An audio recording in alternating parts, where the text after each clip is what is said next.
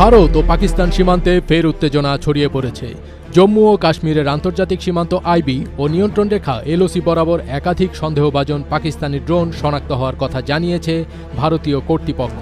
সাম্বা, রাজৌরি ও পুঞ্চ জেলায় এসব ড্রোনের গতিবিধি লক্ষ্য করা যায় বলে জানিয়েছেন কর্মকর্তারা।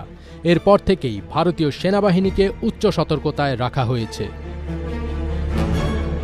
পাকিস্তানের সামরিক বাহিনীর গণমাধ্যম শাখা আইএসপিআরের মহাপরিচালক লেফটেন্যান্ট জেনারেল আহমেদ শরীফের ভারত বিরোধী বক্তব্যের পরই ঘটল এই ঘটনা। সংবাদ সম্মেলনে চৌধুরী বলেছিলেন, পাকিস্তানের ভবিষ্যৎ তার নিজের হাতেই। তিনি জোর দিয়ে বলেন, দেশটির রাজনৈতিক ও সামরিক নেতৃত্ব এই বিষয়ে একমত ও সুস্পষ্ট অবস্থানে রয়েছে।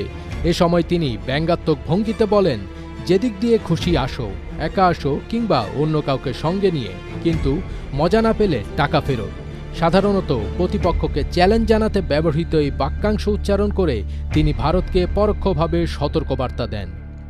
নিরাপত্তা সূত্রের দাবি, শুধু ভারতীয় এলাকায় সন্দেহভাজন ড্রোন নয়, জম্মু কাশ্মীরে একটি সন্দেহভাজন স্যাটেলাইট ফোনের সিগন্যালও চিহ্নিত করে ভারতীয় সেনাবাহিনী।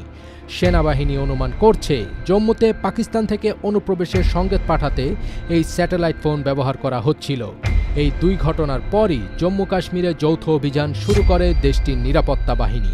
কর্মকর্তারা জানান, সবগুলো উড়ন্ত বস্তুই পাকিস্তানের দিক থেকে ভারতীয় আকাশসীমায় প্রবেশ করে কিছুক্ষণ সংবেদনশীল এলাকায় ভেসে থাকার পর পুনরায় সীমান্তের ওপারে ফিরে যায়। এতে বলা হয়, রোববার সীমান্ত রেখার কাছে পাকিস্তানের দিক থেকে একাধিক সন্দেহভাজন ড্রোন উঠতে দেখা গেছে।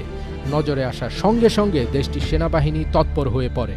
এই ঘটনা থেকে ফের যুদ্ধের দিকে এগোচ্ছে পাকিস্তান ভারত, এমনই ধারণা করছেন সামরিক বিশেষজ্ঞরা। তবে এবার ভারত নয়, পাকিস্তানই প্রথম হামলা চালাতে পারে ভারতের অভ্যন্তরে।